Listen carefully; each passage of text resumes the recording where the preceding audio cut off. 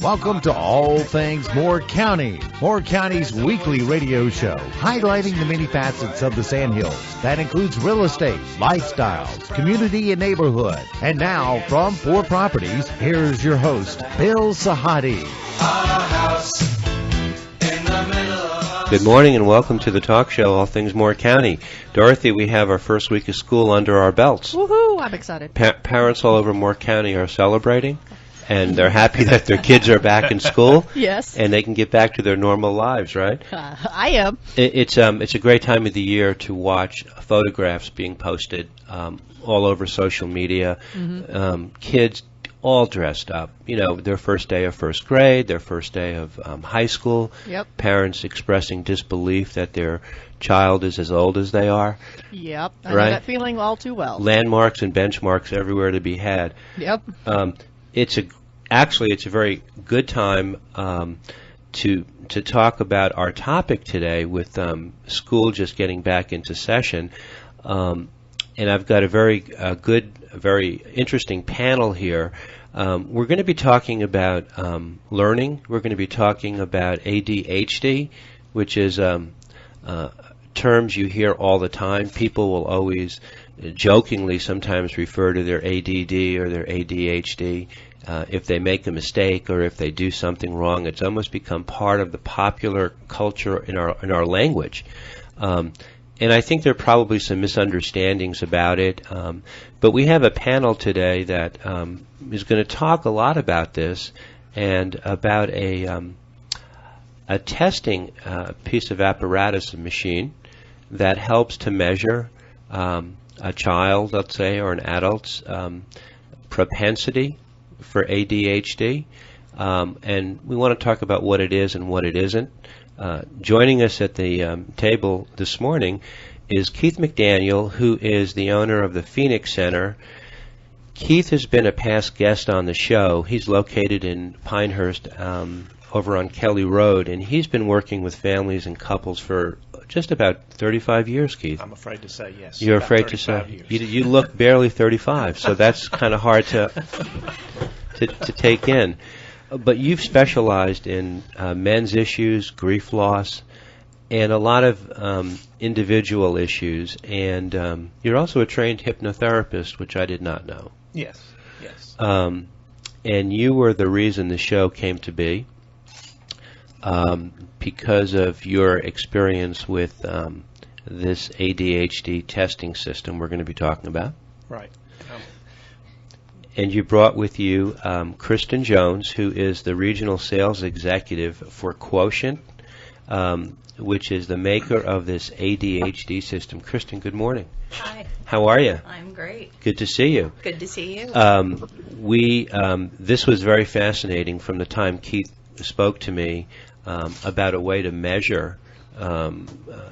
Is it mostly children that you focus on, this machine focuses on, or people of all ages? The test is FDA cleared for age 6 to age 55. I fail on both. God, I fail on both ends of the spectrum. So do I. Oh, my goodness. We want to talk specifically about the machine and its application, but we want to talk just in general about some of the misconceptions and the perceptions of ADHD as well. And last but not least, I want to introduce Nina Smith, who has well over 30 years of experience as a teacher. You were kindergarten teacher for 9 years in Montgomery County. You were a kindergarten teacher at EDS. Correct. For a couple of years, and a pre-K teacher. You're currently with the Learning Tree. Learning Tree, and we're at St. Paul's Lutheran Church. Yeah, and you are one of the people we love to have on the show because you're a native of Moore County. I am a native, one of the few. You grew up here all your life? All my life. So we could have a separate show. We could. Just on the perspective of where Moore County is today and where it was when we were kids. I wasn't here when I was a kid, unfortunately. I was stuck in Brooklyn, New York. But I always thought that this would be a fascinating place to grow up in as a kid. It is. I went to Miss Chandler's Wee School when I was 4. It was the first little preschool. Went through the public schools here until I graduated. So were you in high school where Southern Pines Elementary is now? I was in elementary school where Southern Pines Elementary is, and I was the first class to go all 4 years through Pinecrest. No After kidding. Pinecrest was formed. Is that right? Yep. So 30 plus years, and you have your own family, your own kids. I do. As a matter of fact, I talked to my granddaughter, who is 2 years old, that started preschool today. Oh, is that right? Yes. So I've come full circle. You Children, now grandchildren. Right. Learning, you have seen children in all shapes and sizes and forms and modes of expression I have. over the years. So it's a very good topic because we are their first introduction into learning. So I get to see them with their first experiences of, that where they have problems or they don't. So Yeah. it's an interesting topic. When you and I were kids, the teachers would just come back and say to my parents, he doesn't pay attention. He doesn't listen. He's all over the place. I can't get him to focus. He's a bright kid, but he won't apply himself. Of course, my mother wanted me to be analyzed, and my father said, just leave him alone and let him play. We never heard of ADHD. Yes, we've put in a lot of labels on things in the past 30, 40 years. So, we still see that kind of kid just like you today. Right. So, Well, and I had similar Keith? issues, Bill, and what they did with me when I was in first and second grade, they had reading groups. Redbirds, bluebirds, and blackbirds. Yeah. And I was always in the slowest reading group. And So they was thought I. we were too dumb So was I. to know that the blackbirds were the bad group. Right. So anyway. They just empowered you, and you thought, go Blackbirds, go, right? Right. You guys were all over Exactly. it. Krishna, how long have you been in this industry with these educational tools? This is all new to us. We're of a different generation. You have to bear with us. I have a long background in calling on clinicians, calling on doctors, Okay. and PAs and nurse practitioners. So I've specifically been selling Quotient for about 4 years. And I've tested about 750 people on this instrument myself. Go ahead, Keith. Well, I was just going to say that's how I got introduced to this tool was through Kristen and working with a client who needed to be tested and didn't have the means or the time to go through 3, 4, 5 hours of testing with a psychologist or what have you. And so I discovered through some exploration that this was available, Right. and that it takes 20 minutes. That's how long the test takes. And I was able to get this person in to take the test and to be evaluated Right. quickly. And then we started talking about the device and was there one around, because the closest this person was going to have to go to either Dunn or to Rockingham or somewhere outside of Moore County. Right. And I said, well, is there nobody here that does these tests or has this equipment? And she said, no, there isn't. She says, I've tried to get some folks to do that, but haven't found any interest. And so having had the experience with a client and talking with her about how this works, I thought, this is a no-brainer. Uh-huh. I'll give this a try and Uh-huh. see if we can make it go here in Moore County. And so Okay. that's how it started. We're going to talk about some of your experiences with the testing machine, but doesn't putting labels on kids, can't that be a negative, especially at such informative years at a young age? Nobody wants to answer that question. I can tell. Yeah, I think, Nina? especially little ones, 2s, 3s, Yeah. and 4s. This is really interesting to me, and I'm learning about it with y'all with this quotient test, because we've always done the pencil paper type of test that we've had to do. And Now you're very talking. rarely do I even get to a point that a parent has asked me, because usually I'll say, let's give it some time. We're very blessed in preschool that we have centers that children can move around. Children can learn in many different ways. I think children are auditory learners, visual learners. Right. They learn by doing. So very rarely do I have a parent that brings in the packet that a pediatrician or a doctor has or a parent has asked me to do. And You never met my mother. it's very, and I think it's subjective. I worry a little bit about a pencil paper evaluation Right. because it can be very subjective. So this is very interesting to me. Right. But I do think sometimes we put a label on too quickly. Yeah. Right. Children mature at different rates, Right. and boys especially. Boys Yeah, slower. tend to not want to put the pencil Like paper 5 thing years. and stuff. We're 5 years behind. So, yeah, I will stand in that I do think sometimes putting a label on too early is not a good thing. And I totally agree with that. And I think where this is really helpful is with older adolescent, older adults who are in the workplace maybe for the first time. Right. And then all of a sudden they're given tasks and they can't complete or they can't function.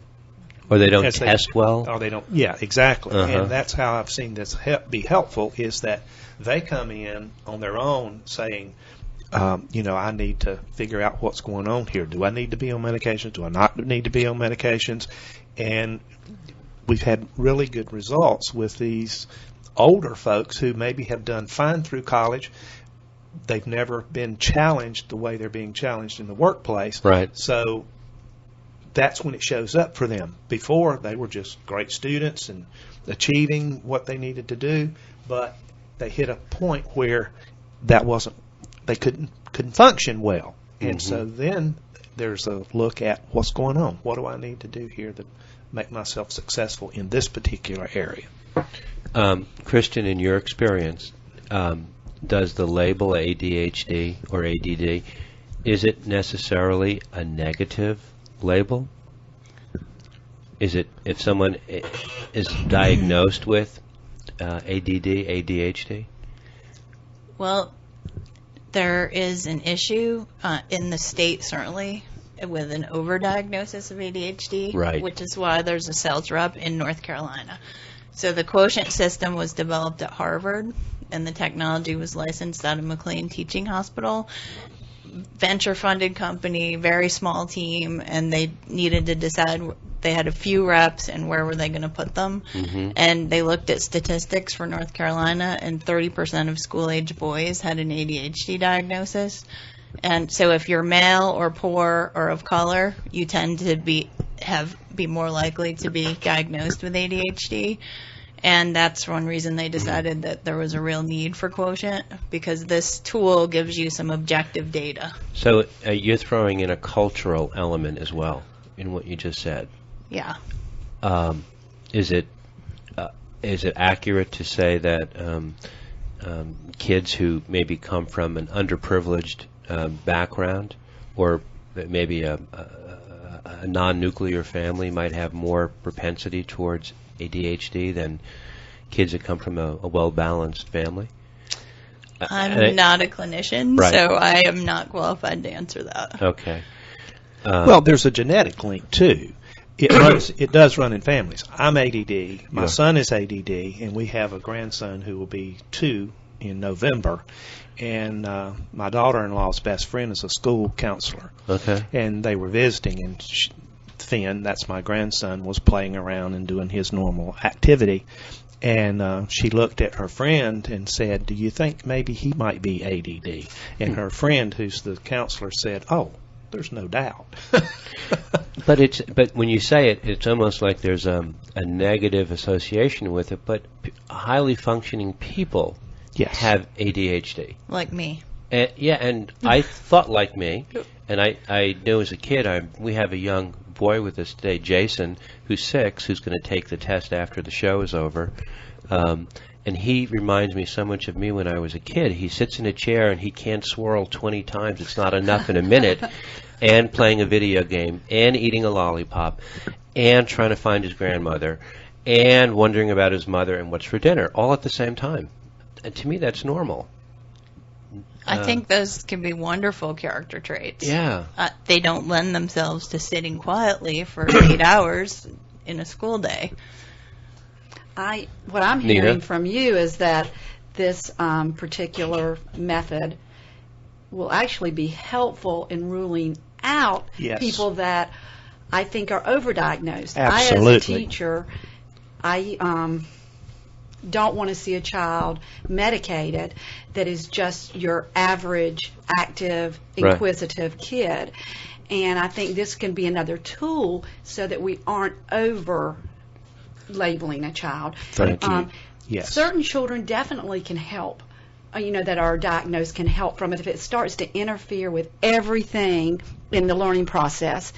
But I'm looking at this as a positive, Right. so that we're not over medicating, over Yes. labeling children. Yes. That maybe a truer indicator and not just behavior. Because sometimes I think that we look at a child that has some behavior problems Yeah. and immediately put a label on them, where maybe they just haven't had the right tools to learn to follow rules or to work in a group setting. Well, and it's just so easy to write a prescription and Absolutely. put them on whatever it is, and then they're done. And that's just not helpful. No, I think that should be doesn't the last thing. evaluate the child and the particular circumstances in their learning abilities. You're exactly right. Thank you for that. I'm just trying to listen in between the lines to the three of you. So now I hear the suggestion of helicopter parents who over worry and who feel the need to act so quickly, Correct. maybe too quickly. Yes. And as a parent, I mean, ADHD is as inheritable as height. So my kid has it along with dyslexia. And as a parent, I found the school system to be incredibly not serving of her needs. So when you take away recess and kids don't have a chance to move, when I was growing up, we would go outside for recess no matter what the weather. And you're bringing up another point. Schools are so underfunded. Budgets are being cut. Schools can't be all things to all kids, and that's where the parents have to step in, and everyone has to pitch in. We're kind of living in a squeeze situation these days in the public school system, especially. We're going to come back in the second set. It's a fascinating conversation all about learning, about school, ADHD, what it is, what it isn't. This is All Things Moore County.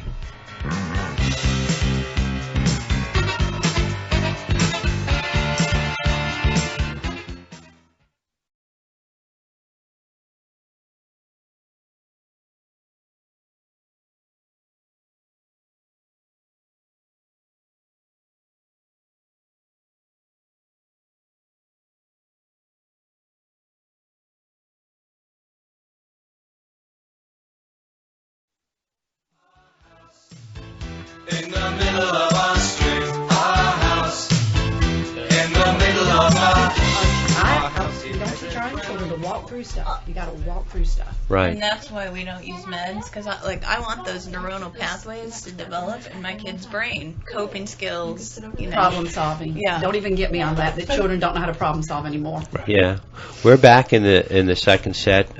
This is a great panel because you can always tell by the spirited conversation in between breaks, and we had to have 3 timeouts.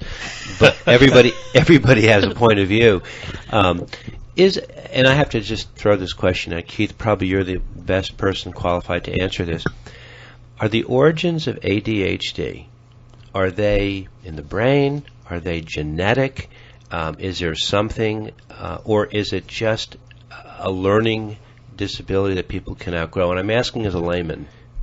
I think you were right on both counts. Oh, great. It's heredity, and it is the brain. Okay. And that's where all of this, excuse the pun, stems from, Okay. is the brain. Okay. So it's a chemical, not a misstep, but it's just a natural imbalance. Yes, a I mean, normal it's just imbalance. like, and this is where people who maybe don't want to take medication for whatever it is that Yeah. they need to take it for, Yeah. it's just like blood pressure. You take a medication for blood pressure, and people don't have a problem with that. But if you want to give them something for depression or anxiety or what have you, I don't want to take that. And, what you have to try at that point to convince them of is this is just like having high blood pressure or something else. Right. Cholesterol, whatever. This helps. This helps that balance to correct itself. Mhm. But that's not the first resort. always the first resort is to make sure, and as someone said earlier, you want to rule out, particularly in children, whether or not they actually have ADD or ADHD. Okay. So that you don't just put them on a medication, which is very easy and simple to do, Right. and then they sit there quietly and they behave themselves and do exactly what parents typically want them to do, and it takes the parents sort of out of the picture and the teachers out of the picture, and makes it easy for them to deal with this particular child because he or she's sitting very quietly and doing what we think we want them to do, which may not be the best for the child. Yeah. You know, That was way too much of an answer. no, it wasn't. No. Just a couple of thoughts. Nina, I'm a big believer in the saying that you have to, especially as a teacher, I'm assuming, you have to be able to speak to other people's listening. And if you know, if you have in kindergarten, you have 15 or 18 students, you have to treat each one of them almost differently, don't you, as you get to know them? Oh, absolutely. I mean, every child's an individual, and they come into me at a different place. Right. You know, and that's the great thing about what I love about what I do in teaching pre-K, because I can take them from where they come in to as far as I can, and Right. that everybody's path is different. Everybody's goals are different. Everybody learns differently. That's why we have auditory listening centers in the room. We have hands-on manipulatives. We have pencil paper. We have it all, so that they're well-rounded. Also, everybody's the age that they go to kindergarten. You know, that's not going to be a perfect age for everyone. Right. I mean, you think about it. You have a year's worth of birthdays in a school year. Some are turning 5 the minute they walk in the kindergarten door. Some have been 5 for the whole year. Right. So you have to take them from where they are to where they're going, you know, where you want to see them at the end of the year. Well, and when they're that young, things change so quickly. Absolutely. As you're saying, the birthdays, if it's at the first of the year as opposed to the end of the year, that span of time can be remarkable for a child. And they come in with different experiences. You've got to understand that a child that has not had a lot of structure, as you know, versus one that's had tons of structure and experiences. So we can misdiagnose and think a kid that just hasn't had to do little rules or walk in a line or been put in any kind of a social environment, he isn't immediately going to get that, where another child that has been in a preschool experience and has had the social environment. You know, we have to really give them that year to mature and to see what's expected of them. They have to learn, you know. Right. So I think we just have to be very, very careful, and that's why I really think another tool like this system would give us another, just gauge too. We want to talk about the tool, but before we do, so I want to ask you another question, Sure. because to me, you are not qualified to run for city council. Oh, you're so sweet. So do you think that there's a tendency to over-label things? I do, and I think that also we've been very quick to to expect every child to learn the same way. Right. Excuse me. We're putting smart boards, don't get me on this, in every... No, I want to get you on Okay. this. Smart boards in all the kindergartens, and we've taken the manipulatives out of the classrooms. And there's certain children, especially our children that have Asperger's, autistic, children that need the tactile. I really think that we've done them a disservice. I think that it really... I've heard you mention smartboard I don't know how many times. Would you explain what a smartboard is? Well, it's actually something on, like a computer board on the wall where the children have a visual in front of them, and that's where the learning goes on. But luckily in a preschool classroom, we do have, visual on a board, but we Right. also do it tactically by manipulating the situation. We do auditory. Some children learn better by listening. I have found that's been very successful in my classroom when I have a child that you would think has some of the ADHD tendencies. Sometimes if you can take them to listening center and just let them tune all the noise out for a little while, and then you can put them back on task. Take the distractions I just not out. heard that term, so thank you for Yeah. So I really think that children learn in many different ways, and we can't expect all children to be tested Right. and learn. That's why the pencil paper testing Some children just do not test well on pencil paper. Right. So, Tell me real quickly. Tell me about the learning tree. we have a 2-year-old, 3-year-old, and a 4-year-old, which I do the pre-K. I have a classroom and an assistant, and we learn all different ways. We come in the morning. We welcome them with a loving arms. They know that they're safe and they're loved. We check in with our names. We go and look at books. I love books. I want them to turn pages, sit down. We have no electronics except for an old-fashioned listening center in my class, because I think they have enough of that. Hands-on little, computer type things. We go into centers. We learn through doing, and music, art, and outside. Outside is an important part of the day. Is just as important as any other time during the day. Kids need to use their gross motor. They need to get out there. They need to run. They need to play. They need to use their imaginations. I just thought of this as you were talking. I'm wondering how computers, cell phones, and all of those kind of devices are going to impact. Mm-hmm. Great point. And how's that going to affect? Well, as a preschool teacher, I've seen it hamper vocabulary. Sure. Children are not having to ask for things anymore because the answer is on the phone or the computer game. They just have to hit the keyboard. I've seen vocabulary go down.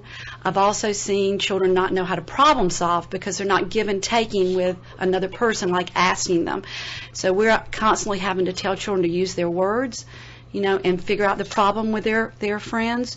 If you did not like that, can you tell them why that wasn't good instead of just running to the teacher? Because they're on that computer screen all day, and they're not having to dialogue. That's right. And problem solve. I see.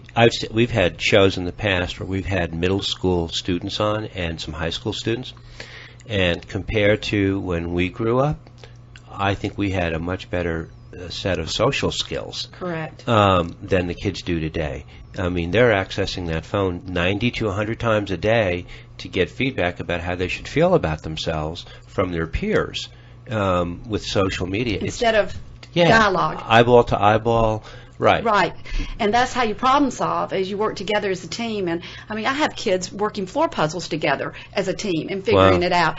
We are really crippling children not know how to give and take and dialogue and problem solve. What are the at the Learning Tree? What Yes. is it? Just preschool? Yes, yeah, we just have a 2, 3, and a 4-year-old program. Where are you located? We're at St. Paul's Lutheran Church on Niagara Carthage Road in Whispering Pines. Right. We started out at St. Anthony's before they had a school there. Right. Then when they had their own school, we moved to Sather Lutheran on US 1, and then they started their own school. Now we are independent. We are not. We rent space there, so we're not affiliated. Yeah. So your enthusiasm is contagious. And I'm very blessed that I can be in a program where I have control. So I know what parents. I feel like is best for I my know kids. parents that will come over here and want to clone you. Oh, you're sweet. No, I'm not I've sweet. taught thousands of kids in Moore County, so pretty much I've been Miss Nina to many kids. Wow. And I keep doing it because I really, really love what I do. Right. And Shows. I want to do what's best for my kids. And that's why something like this I was interested in when you called me, because I really think there has to be a better way than Right. paper pencil evaluation for doctors and parents to do on their children. You're exactly right. I want my grandson to be Yeah. in class. Thank you. Yeah. I mean, enough's enough. I'm just curious. How many students do you have at the Learning Tree? How many It pupils? just varies. Right now I am full. I have 18, and I have a full-time assistant. So, and they come 4 days, and then on my 5th day, it's a smaller group, and it's just me and 10 kids. So. Do you have? This was not in our script. I'm going off the script, so forgive me. Do you have a Facebook page? Do you have a? The school has a Facebook page, but I don't. I have to tell you, I'm a little technically challenged. Okay, so am I. So You're fine. We're fight proud of it. I'm, fight it kicking and screaming. Yeah. I guess because I've really am more. I handwrite notes to my parents. Oh, jeez. I handwrite notes to my children. I wish I had you when I was a kid. And I really try to listen to my children every day, and I think that's more important. Right. than any Facebook page. I have a time with every child in my classroom every day that I listen to them. Children want to be heard. They want to be listened to. And I really think our parents are on these phones and everything, and they just want to be heard. I also have they can't get in the car line to pick their child up if they're on their cell phone. That phone call must be so important. So I want them to just go park in the parking lot and get back in line when they can be off the phone and greet their child properly. Wow. I'll tell you what we're going to do. We're going in a lot of different directions. I think we're going to come back in the third set. We're going to speak only about the quotient machine, and we're going to get to that point. And I'm excited about the quotient machine. yeah, we're going to, Kristen, we're going to have you do a tutorial for us. Okay. And you're going to walk us through it. Okay. And because I think people need to hear it, because even though there might be some over-labeling, there are still issues where this machine will have a lot of strong application. We'll be back. This is All Things Moore County.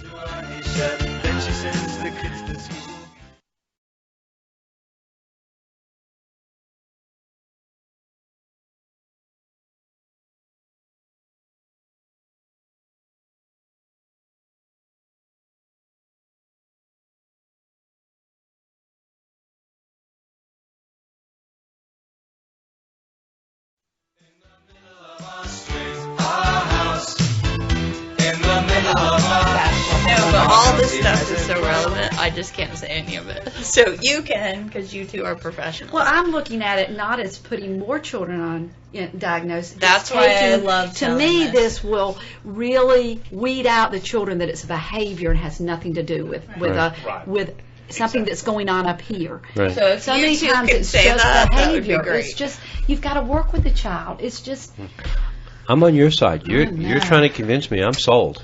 You've already. I wish I had kids. So I could just put them in your class. Well, get outside. We're back. So get outside. We're- and they need to get outside Yeah. every day. Yeah. We go out When I was unless growing up, it's that's what you snowing did. or You raining. played and outside. Yeah, Yeah, you Oh, played I wasn't there. I outside. didn't We're realize. we're back on the yes. Okay, but That's yeah, okay. we played outside right. the bigger part of the day, and at night when it got dark is when we went home. Right. They But need we- that time. Yes. Yeah. Growing up in the 50s and the 60s, honestly, I mean, our parents would whistle. We'd have to come in from the yard for dinner. We would go out and we would create and invent things to do, and then we would share it with our parents. We would look at our environment and make something out of nothing. Today, that isn't the kids are just And then the guy across the street from me, I was an only child, so I had to have neighbor friends, kids. yeah. So we would go over there, and he had an upstairs bedroom, very small, we had bunk beds in it, and a window. Hmm. Well, that was a spaceship. Yeah. Right. I mean, we traveled all over the universe from his bedroom. Right. Not on a video phone. No. Not on a phone. Right. Where you played a game and say, "Hey, Mom, look," and boom, boom, boom, boom, boom. Yeah. Yeah. Exactly. As Okay. educators, we're competing with all that technology Right. and movies, and you feel like you have to be an actress, to get their attention because everything's on the small screen. But to just enjoy sitting at my feet and reading a book and turning the pages, I just think it's so important. You want to roll? You and I can roll the clock back to 1959, 1960, where when kids would say to their parents, "Mom, I'm bored." "What do you mean you're bored? Go do something." What, Right. You don't be bored. Today, the kids are not bored because they're phone in hand, video games on the computer, and it's almost like a babysitter. It Built- is. It is a baby. It Built-in definitely baby. is. Absolutely. I literally have people turn a movie on Yeah. in the back seat of the car, Yeah. and they live 2 minutes away. And I'm really bad about calling them out on it. I know where you live, and I don't think that needs to be on for a 2-minute car ride. We this is a good meandering conversation, but we started off with one premise and we've sort of gone from one to another. But I do want to get back to the quotient, and Kristen, you were good enough to let me take this test before the radio show, and like a pinball machine, it didn't say tilt when I finished. I didn't fail it, and you can't fail or There's pass no it. pass or fail. Yeah. So how was your experience with it? Well, I said to you when I was done, it took 20 minutes. I sat on the computer, and basically I was looking at the screen, and I was pushing the space bar to identify certain objects and then not pushing the space bar when I recognized one in particular. And over 20 minutes, I said to you, I made 5 mistakes. And that was exactly how many I That made. was exactly what you did. Because I made 5 groans each time I made a mistake. So 90% of the time you were presented with a target and you needed to respond to that target. Right.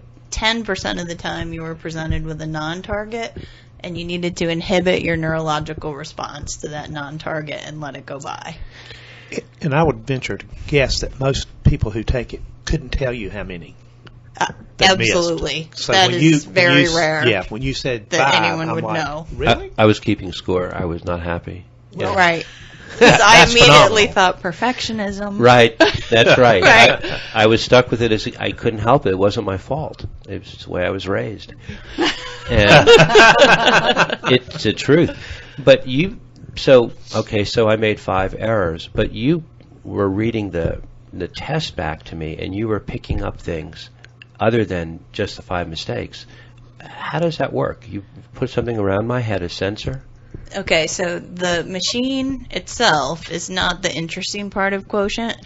I'll explain what the system looks like and what it is, but the interesting part of Quotient is the reports. So as soon as you finish either a 15-minute test for little kids or a 20-minute test if you're 13 or older, you can have a 7-page report generated. So the report is where all the data and information is. The machine itself is just a MacBook Pro embedded into a medical device wrapping, and there is very expensive firmware camera equipment on the front of the machine.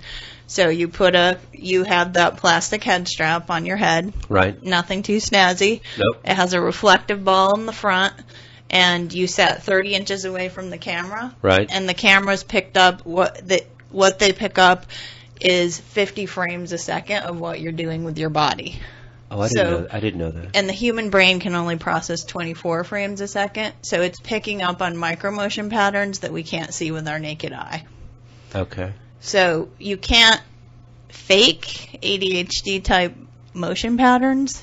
Which is another really benefit of this equipment is because a lot of adolescents want the medication because of how it makes them feel or what have And you. in certain places, there's street value for stimulant meds. Absolutely, So- absolutely. So this they can't fudge this. In other words, if somebody comes in here, they can't make it like they have ADHD if they don't. Gotcha. So that's another valuable tool of this equipment is that it rules. They can't just come and get medication because they think that they need it or want it or it makes them feel better or they can sell it on the street. Okay. I noticed as I was taking the test, you said you all left the room to leave me in silence, and you said Because we thought you might get chatty. Well, the first mistake I made, because I was Nina sitting was here. sitting with me. No, I was talking to her, and I made Yes. my first mistake, and then she decided to get up and leave because she Want to didn't give want. you the best opportunity. That's right. She was treating me like a child, which Right. was appropriate. Well, we want you to be in an appropriate testing environment. So I noticed in the last 5 minutes, I made a few more mistakes than I did in the first 5. But I also noticed I started thinking about the radio show we were going to record today. I was thinking about a conversation I had had this morning with the broker in my office, but I was keeping pace with the symbols and I wasn't missing a beat. So I said, well, I'll multitask. Which you did very successfully because you did not let a single target go by. Okay. So that was a great strategy. But is that what people do normally after they get fatigued? Their mind wanders and they move on to other things. Some people do, some people don't. And I can't tell you, probably the majority of people who have taken the test, when they finish, the first thing they say is, I'm exhausted. Really? Because it takes so much energy to do just that simple task of watching the symbols come up and tapping that space bar. One of the things I started to worry about in the last 5 minutes, Casey Thompson is with us at the table, and Casey is a friend of mine, and she has one of the most precocious 6-year-old boys you're ever going to want to meet. And Jason is going to take this test after this, but I started worrying about how Jason could do this because I see him when he sits, and he can't keep focused on, and he's a very bright young boy with unbelievable articulate social skills and verbal skills. I don't know how a child can sit here and do this test without, I could see him putting his hand in his hair and rubbing it and saying, I give up. So his results on the test would be compared to other 6-year-old boys within 90 days of his birth date. So it's a very tight comparison of data. So it gives us another way to look at how he compares to other boys objectively. But you expect a 6-year-old to sit here and become very impatient with the process. It really just is quite unique to each Really? 6-year-old.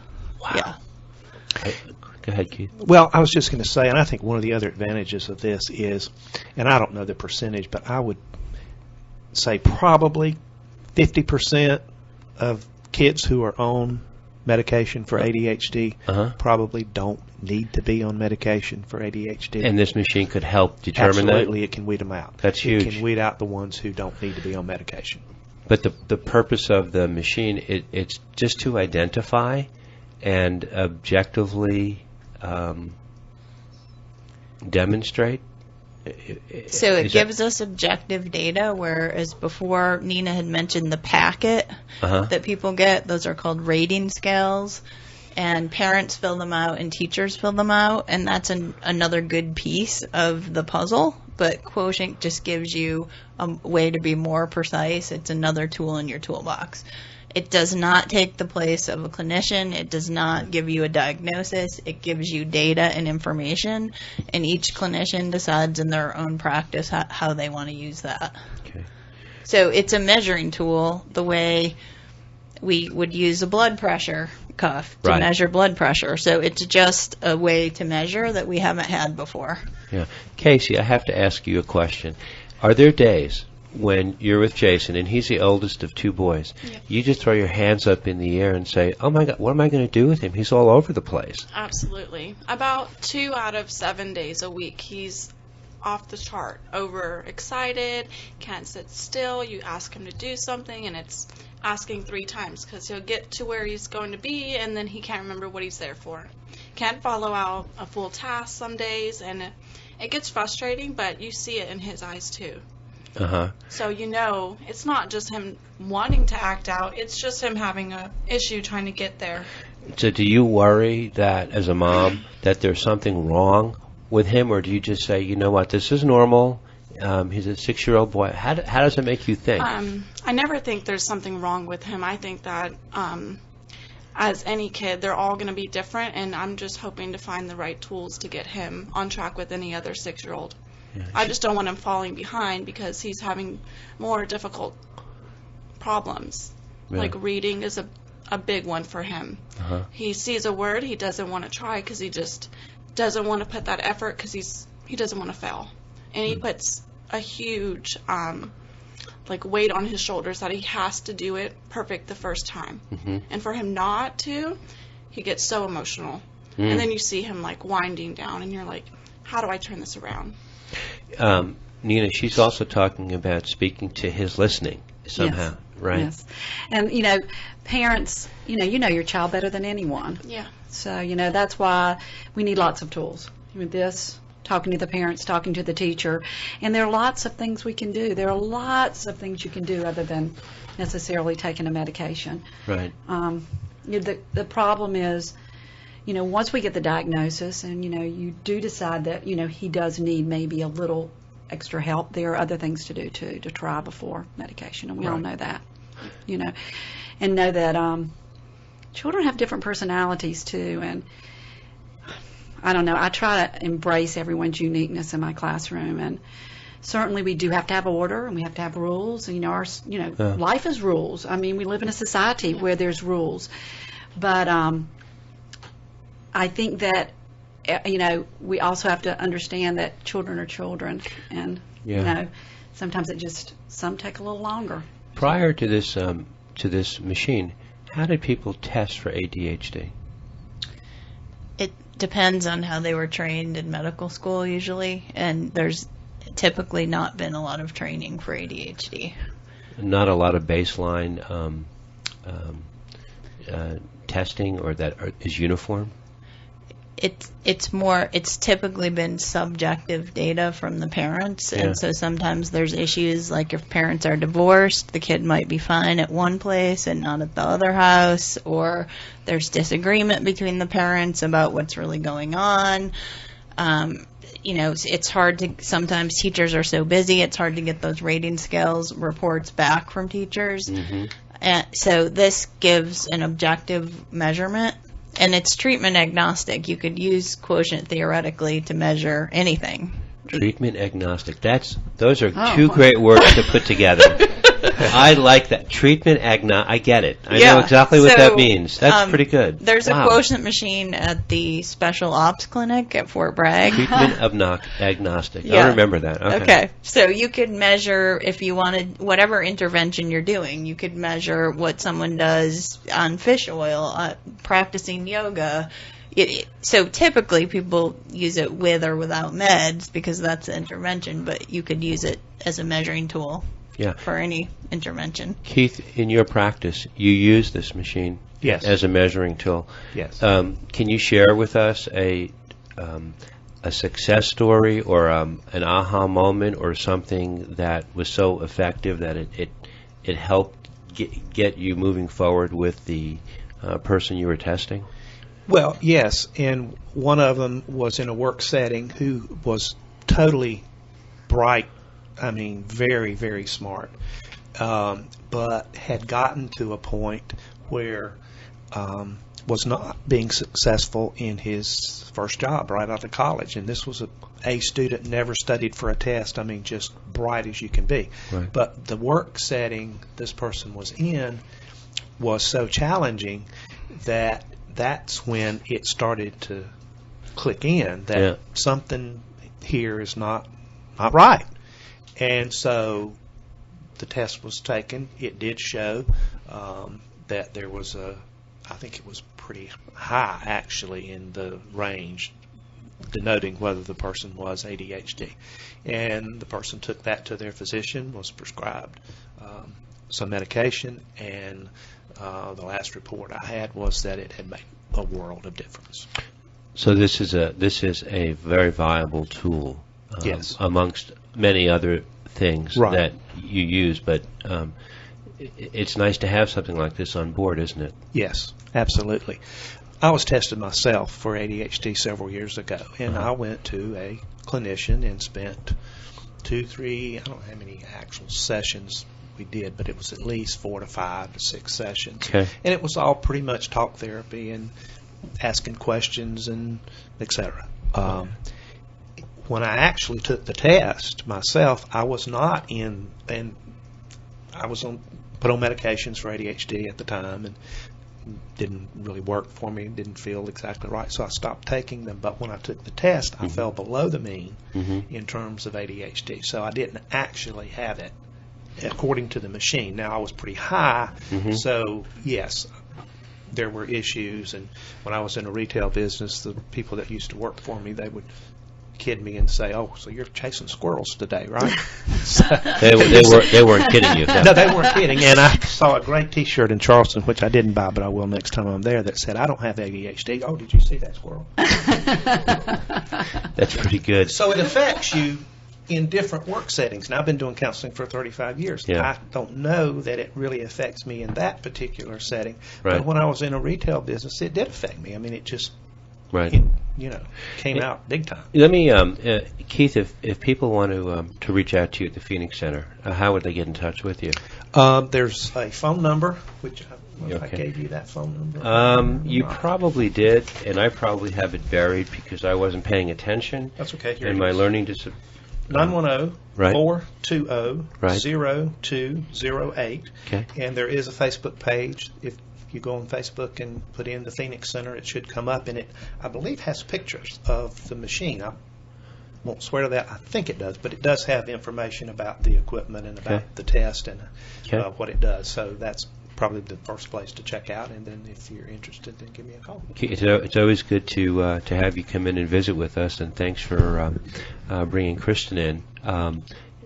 thank you for coming and making this happen. And thank you for the test. And I'm going to try to stick around, and I'm going to root on Jason as he buckles up and where is Jason, by the way?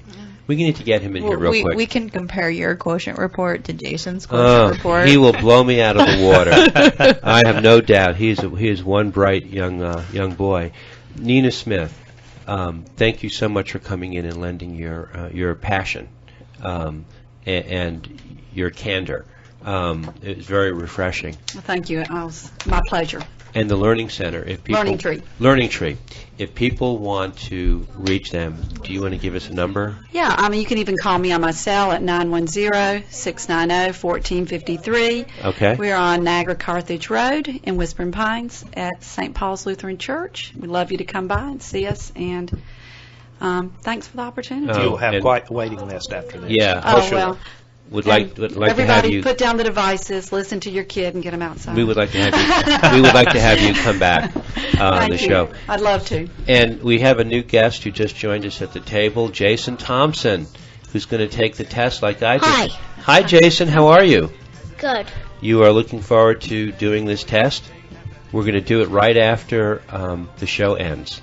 Okay. Okay. I already did it, and then you and I can compare notes. You and me. I wish our audience could see this. kinda like very him. sharp kid we who's sitting here. we have a picture of this good-looking kid. In his Batman shirt. Jason State, in his Batman shirt. All right, we appreciate everyone's time this morning. Everybody have a great week. Thank you. Father gets up late for work.